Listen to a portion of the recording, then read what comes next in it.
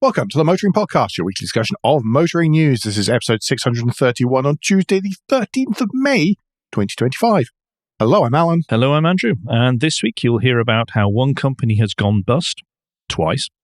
In new car news, you find an argument for smaller being better. And in points of interest, you'll learn to be more cautious when parking up. And this week, there is no follow-up. Yay. And also, it is remotely close to the start of the month. And as we said last week, we weren't covering SMMT, but we are this week, and it's over to you, Alan, our monthly announcer. Yes. Cue up the sign of the swinging symbol, and away we go. New car market for April 2025 declined 10.4% over April 2024. That meant that in total there were 120,331 new cars registered. Within that, battery electric vehicle registrations rose 8.1%. That means that the market share is 20.4%. Yay. But still significantly below the zero-emission vehicle mandate requirement. Boo. More on that kind of stuff later. Once again, the industry is calling for consumer incentives and everybody else to help out with this. Of the 120,331 vehicles, 58,733 of them were petrol-powered, 6,381 were diesel, 16,586 were hybrid electric vehicles, 24,558 were battery electric vehicles, and 14,073 were plug-in hybrid electric vehicles. I just think how long it was that plug-in hybrids were always the lowest number there. Oh, they were also evil. It's amazing how many people who like to plug things in suddenly go, oh, ZEVS are brilliant.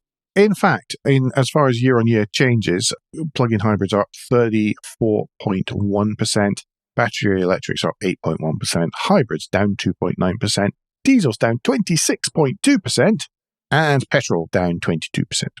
Ironically, my father actually managed to register one of the diesel ones last month. He is responsible for that final one, otherwise it would have been a nice round number. Who's registering / buying, whatevering each type? Well, 46,490 of the registrations were to private buyers. That's down 7.9%.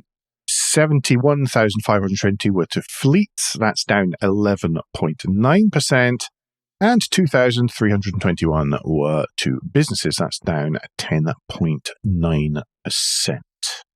The top models list, number 10, the Mini Cooper 1,624. We're going to find these are relatively low numbers. Yeah, they are. So many models, so few registrations.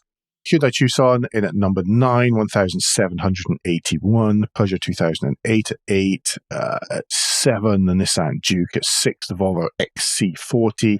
That breaks through the 2,000 registrations mark with 2008. Goodness, what a shame that wasn't the Peugeot at number 8. Number 5 is the Audi A3, and number 4 is the Nissan Qashqai.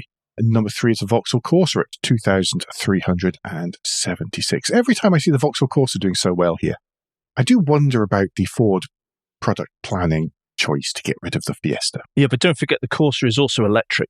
So they do have that in their favour as well. It's true. And to be honest, the reason that Stellantis could continue with it is because that platform is shared between all the brands. Yeah. There is a significant jump. The Vauxhall Corsa, 2,376. Number 2, the Ford Puma, 3,311 registrations. But number 1, the Kia Sportage, was 3,514 new vehicle registrations last month. Okay, spreadsheet of doom. And it is quite doomy this month, unfortunately, as you would expect. There's an awful lot of red on here. Audi are down 22%, Bentley are down 26%, Citroën are down 55%, Dacia down 15%, DS down 54%, Fiat down 75%, Genesis down 58%, GWM are down 57%, Honda are down 21%, INEOS down 15%, just a bit of perspective for that one. Last year, 26 cars registered by INEOS. This year, 22. AGM are down 48%, Lexus down 21%, Maserati down 72%, Mercedes down 18%, MG minus 29%, Nissan down 16%, Seat down 46%, Smart down 72%, Subaru down 36%, Suzuki down 36%, Tesla down 62%, Toyota down 25%, Volkswagen are down 21%, other British down 35%, and other imports down 49%. Let's not forget, by the way, because we haven't mentioned it so far this week, but we've mentioned it in the past. So previously on the Motoring Podcast, remember the whole of tax changes came in on the 1st of April. Mm-hmm. Everyone rushed through all the registrations at the end of March. Yes. Everything was being registered for. That's one of the reasons. Remember last month's year on year was way up. It was everyone rushing stuff forward. So as a result, this month is very, very low. The best example of this is Tesla. There was a big hoo-ha around the world at the number of Tesla registrations going up in the UK last month when it was going down everywhere else. And it was 7,000 and something. I can't remember the exact number. This month, 512. What is also worth mentioning is that I flew into Southampton Airport last week off to the Hyundai Insta launch. Should be a special edition about soon. And I noticed that the very same car parks that were full of white Teslas when I was driving through Southampton docks a little while ago to collect my Lexus were still very full of white Teslas. So remember that in the UK, of course, you can register without actually purchasing or selling a vehicle. And that means many things. One, you get what looks like market share. And as well as that, you then can also cash in those credits that you need to trade with others. And that might well be a more lucrative way of your organization making money than selling the actual cars. Yep. Just a thought. Anyway, up this month, not always massive percentages. Alfa Romeo up 75.63, he says. I jumped straight into this one. 75.63%. Alpine up 103%. Oh, what a mess. BYD up 654%. I really dived into this. I have actually read these numbers last night. A Jeep up 135%. Oh, what an idiot. Peugeot up 38%, Polestar up 83%, and Vauxhall up 18%. Remember, by the way, we always have a plus or minus 15% threshold as to whether or not we actually read something out. Lots of stuff was over 15% one way or t'other, generally down the way. Mm-hmm. Congratulations to BYD for the MG award of the largest percentage increase. Yes. That's quite impressive, from 333 to 2,511. Lots of BYDs around here. Yeah, I'm seeing more of them. I think that's it for new car registrations. I think we have killed that one quite successfully. Yeah. Well, definitely thoroughly anyway. I'm going to take us up to Sunderland. And this is the news that the AESC battery factory that we discussed back end of last quarter in 2024, we mentioned it, that it was going to go to Sunderland and it's going to build batteries for Nissan and others. Well, it's received an investment from the UK government worth 350 million guaranteed, which apparently, according to Chancellor Rachel Reeves, will create 1,000, quote, well-paid, end quote, paid jobs on Wearside. Mm-hmm. No idea whether that's for the construction, for the battery making, or for anything associated around that. The money from the National Wealth Fund that she's formally announced also then unlocks investment from other banks, including Standard Chartered, HSBC, SMBC Group, Societe Generale, and BBVA. Unlocking that has released lots more money. Yep, well, it's good news for Sunderland. It's good news that it's definitely happening and it's being supported. Let's just hope they don't muck it up.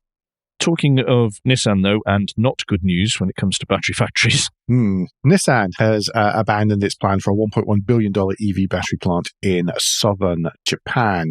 The battery factory was meant to be built on Kyushu, the most southwestern island of Japan. Pulling this is the latest change of plan for Nissan. It goes along with things like offering early retirement to several hundred staff in Japan and much more. That retirement offer, by the way, is, according to Reuters, is the first such headcount reduction at home in 18 years. Nissan declining to comment on any of that. It's quite serious, really, pulling that investment. They were all geared up for it. Just think of what it was as well. You've got major markets dictating that we are moving to electric vehicles, and you are cutting off your supply of batteries. You're reducing your future demand for batteries, but given stuff like the Leaf and the GQV and stuff are going to be made in Sunderland, and there's a battery supplier right beside the factory, see previous story, it's not as if it's a total severance here. It's just not. But you are helpful. Yeah, I think that is an indication of how serious it is behind the scenes at Nissan. Yeah, and remember, don't forget there's a new CEO, so Ivan Espinosa took over from Makoto Yoshida last month. We covered that at the time, and as a result is doing new CEO things and restructuring and shedding employees and reducing capacity and closing plants and all sorts of stuff like that. This is on top of an awful lot of things. There's already 9,000 jobs going to be cut, and that reduction in global capacity that you just hinted at there by 20% as part of all of this. It's all quite... We'll see what's happening with Nissan, but I don't imagine there's a lot of smiles around the place. No, not at all.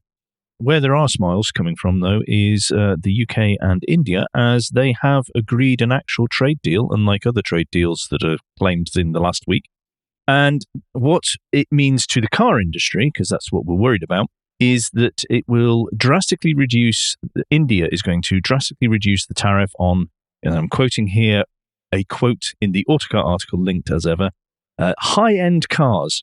However, it does go on further in the article to say no one knows what high-end car means yet. I would imagine we're talking, Land Rovers, Jaguars, these kinds of things. Because I can't imagine why JLR could easily benefit from Indian trade deals, given its owning company. Yes, it might mean, because there's also discussion, there's also clarifications on rules of origin and that sort of stuff, which is how JLR have been trying to circumvent some of the more punitive charges by having the vehicles shipped out and assembled. Final assembly, I don't know how much of final assembly they need to do. No, they've been doing CKD and final assembly in India for a while. We've covered that in the past as well. But they're saying that the benchmark's that. around £35,000. Well, that's what Indian media suggests, yeah. Yeah, but you don't know if that's before or after tax or whatever else. I mean, it's a good deal. It's a trade. It's a good thing. Yes. I'm not sure we'll see many Morgan three-wheelers whizzing around the streets of Mumbai. Can you imagine that? God, you'd have a chance of catching every single pothole going. There's more details have yet to be released, as Mike Hawes, who's the chief executive of SMMT, has been quoted in here discussing, saying it's good news, but we need to know more of the details. Oh, do you want to take us to the EU now? Absolutely. Yes, the European Parliament has backed an emission reprieve for car makers. On Thursday, they gave the green light to delay the new emission targets for European car makers whilst they try to balance climate controls and not killing your manufacturing industries.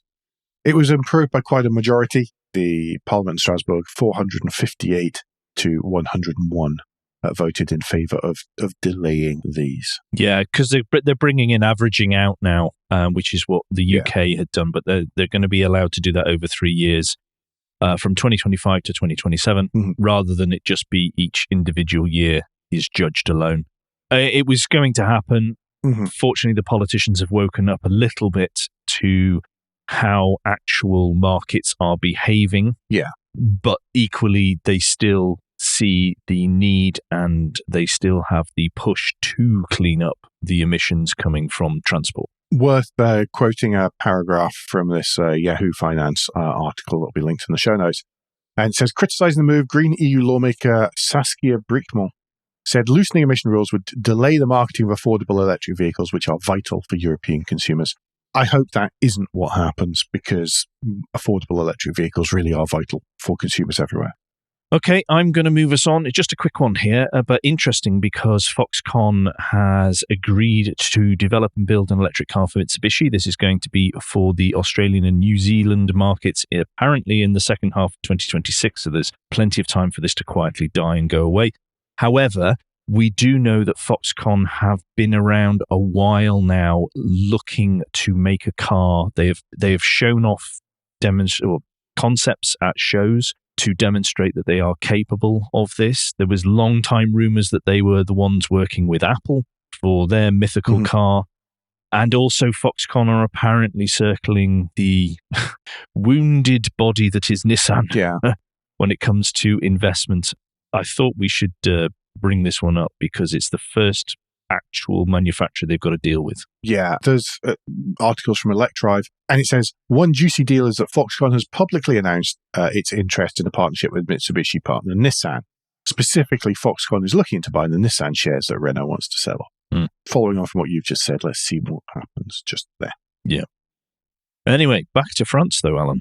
Yes. Some of you might well be aware that if you wish to drive into many cities in France, you are meant to have a Critère sticker. Critère, of course, being a terrible pun. Was it written by the Renault marketing team by any chance? Yes. Well, it means Critère means criteria, you see, but it's spelled crit apostrophe AIR. I mean, they left vowels in, so I'm happy. Yes. Movement.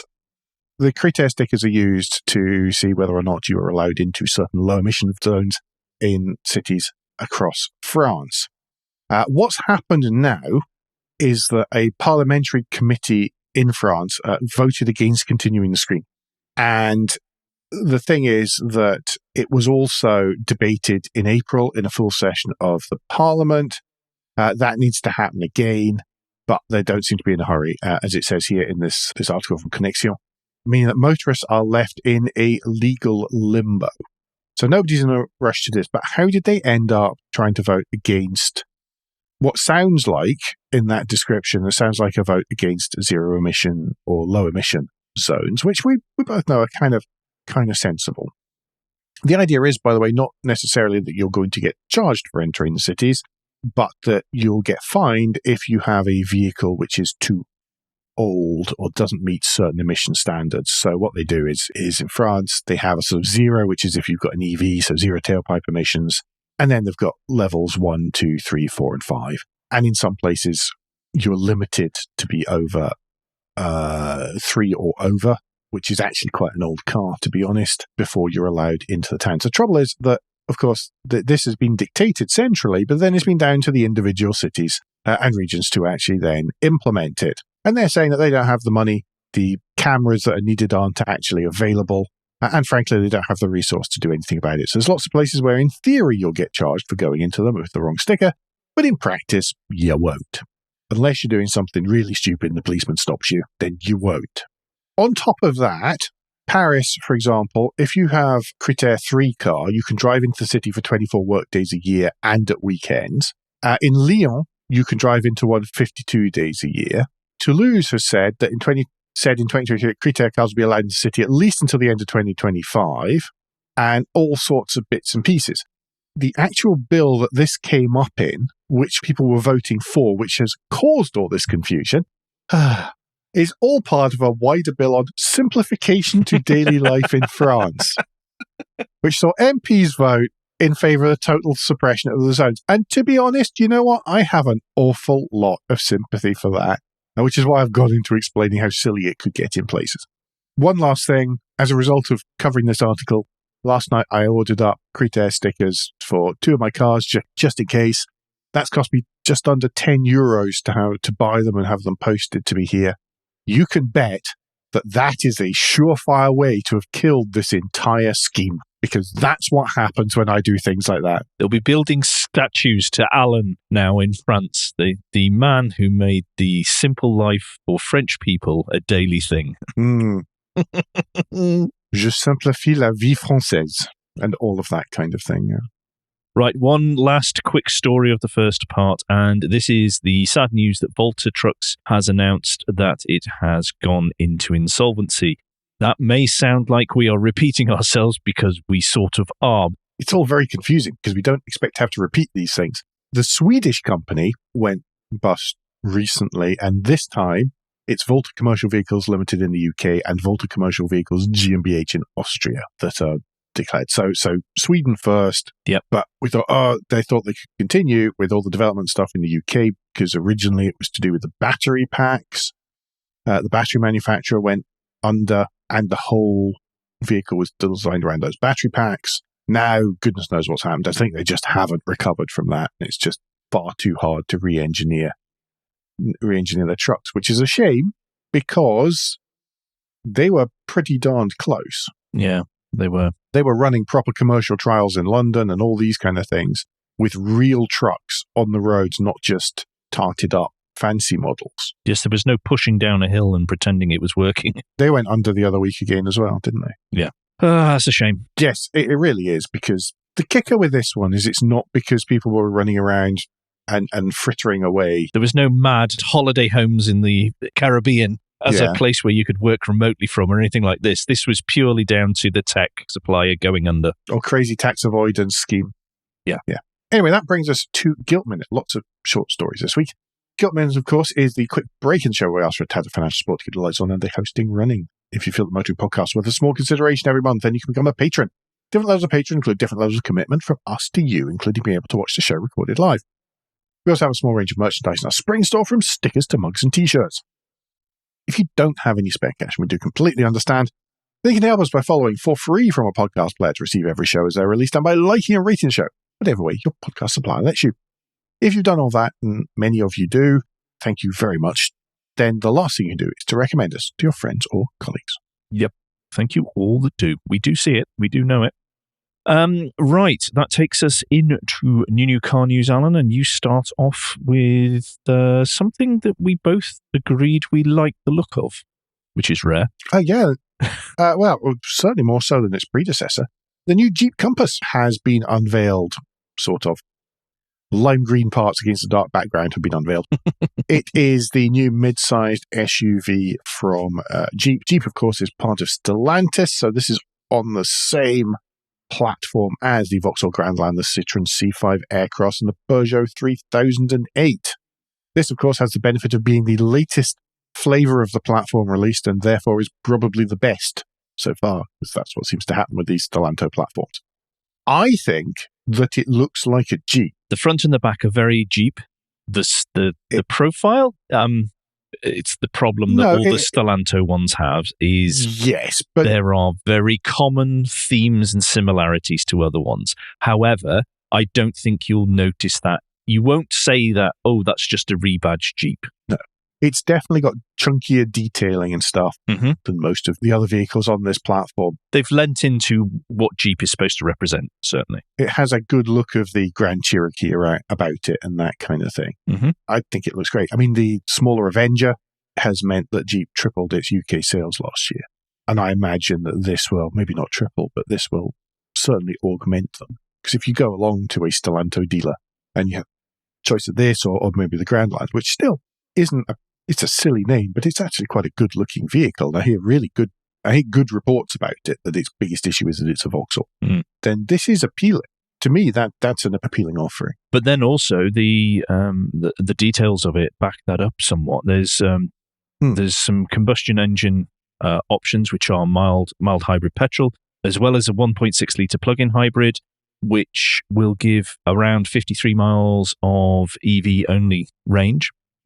But if you want to go full EV, there are two options there. There's a 73 kilowatt hour battery, which will give you up to 311 miles range, which is pretty respectable. But if you need more, the 96 kilowatt hour pack gives you 404 miles maximum range, which is actually, we're getting into the really impressive territory now. Yeah, I would say so. It's worth mentioning that that's all on a vehicle which has had a suspension lift over its platform mates. It now has up to 200 mil of ground clearance and wading depth of 470 mil. It also has shorter overhangs at each end, giving it a much better approach, breakover and departure angles between all that. And you get a suite of drive modes for different types of terrain, which is always fun. Tarmac, pavement, verge, car park with gravel. You see, that's the kind of stuff that I can see making it more popular up here. Yeah.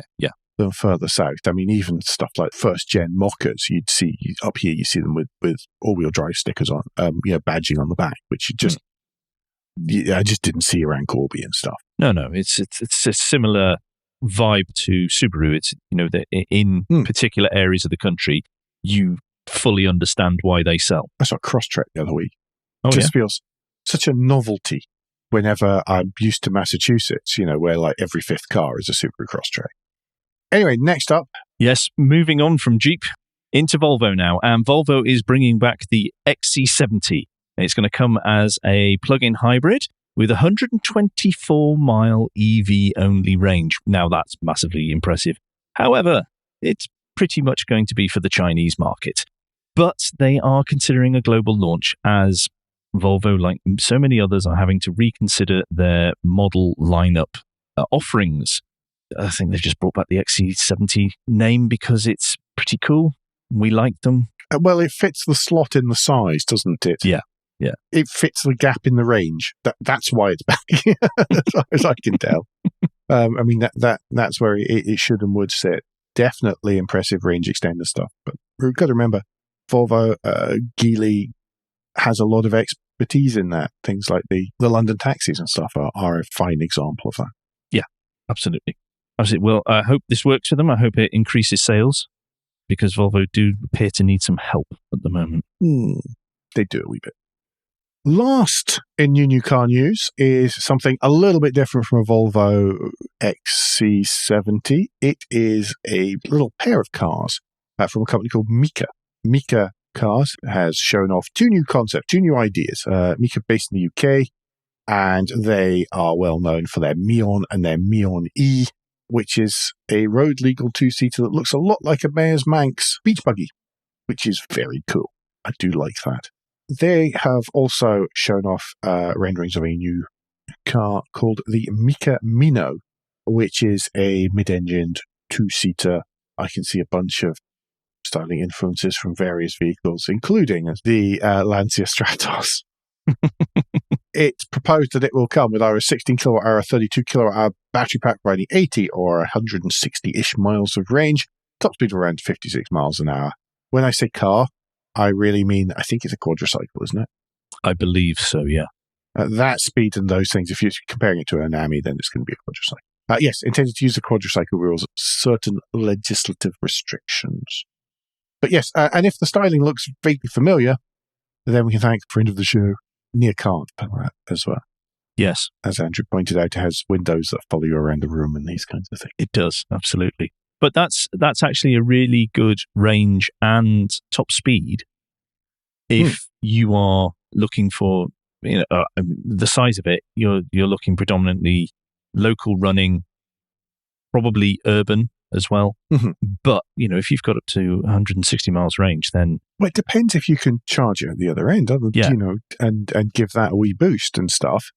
Then if you work 50 miles away, you're saying local running and stuff, 50 miles each way, that's perfectly reasonable with a larger battery pack. Because the chances, if you're commuting as well, the chances of you going over 50 mile an hour often in this country, not high. Although I've just mentally thought about that and thought, well, okay, commuting Perth to Edinburgh, Perth to Glasgow, and then remembered that actually that's on motorways, and quadricycles aren't allowed on motorways.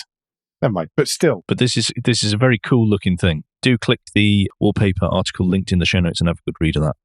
Which brings us to points of interest. And speaking of cool looking little things, this week's lunchtime read comes from Top Gear and by Mark Riccioni.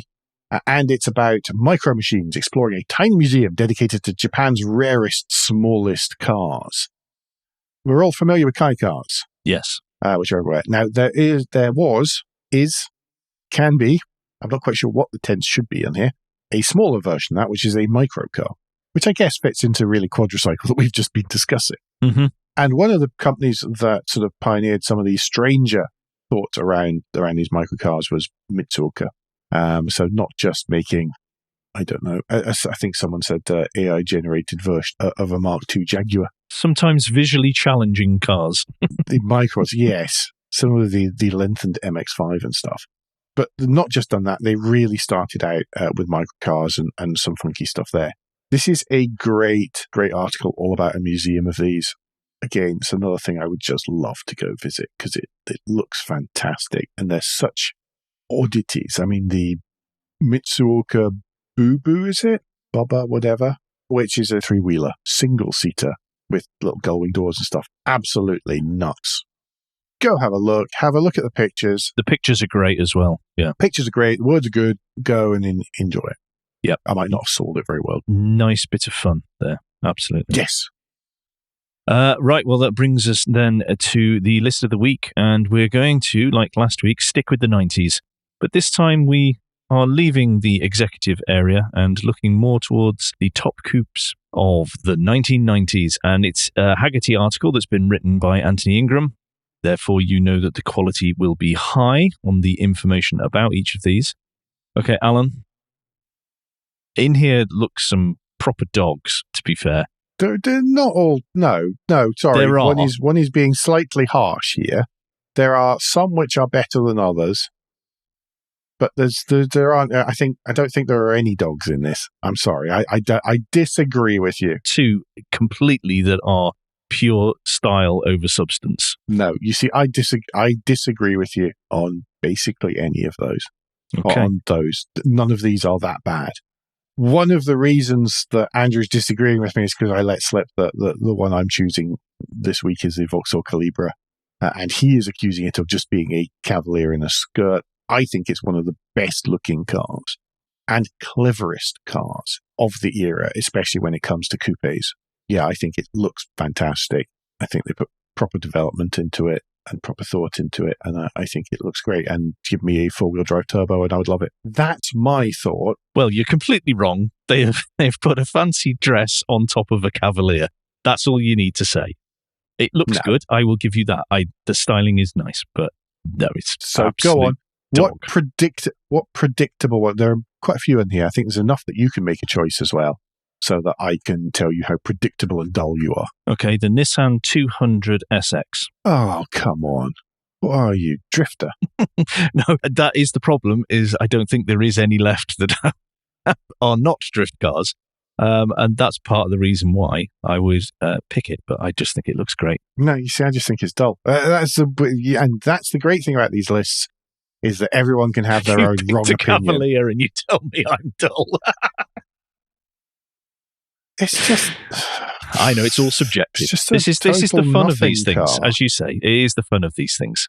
I could pick out... You know what? The thing is, I could go through any of the others and I could pick out something which I really liked about them.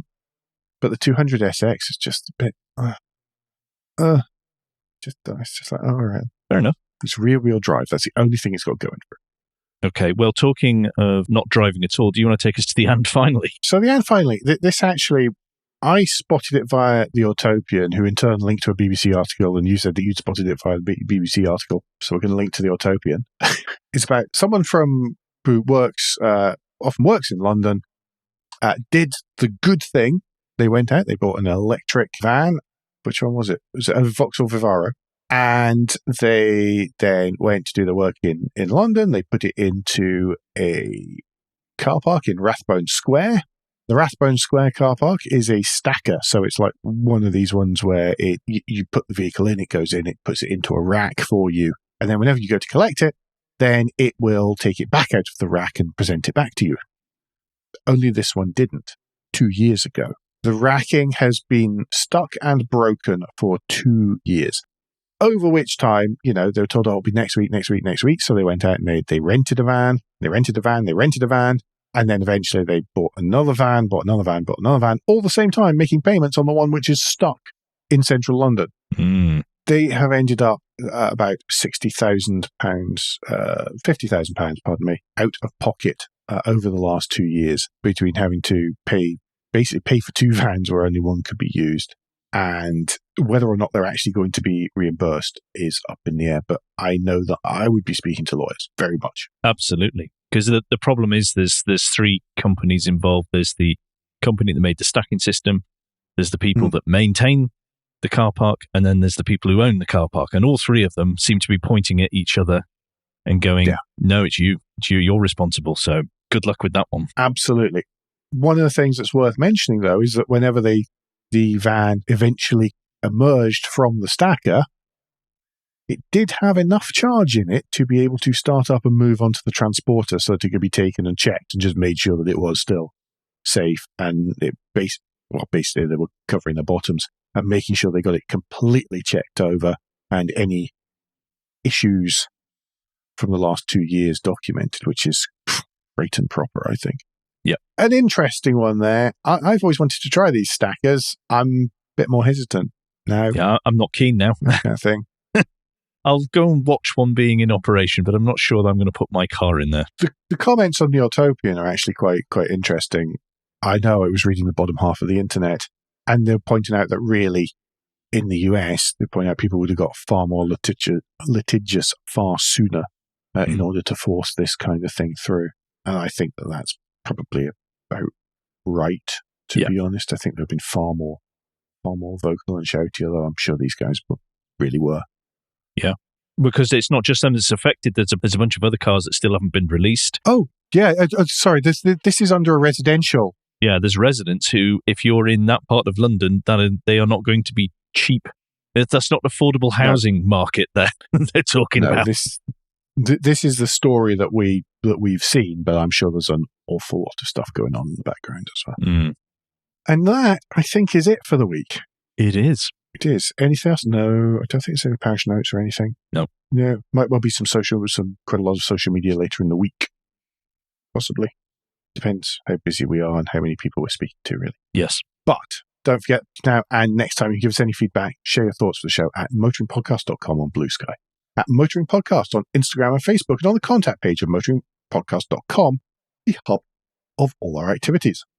Remember, you can support us financially via Patreon, and please leave a review and rating on Apple Podcasts, YouTube, or whatever your podcast app lets you do such a thing. Andrew, what's the best way to get in touch with you? Best way to get in touch with me is if you search for Crack Windscreen on Blue Sky, you'll find me there. Or if LinkedIn is your preferred platform of choice, then I am there under my full name.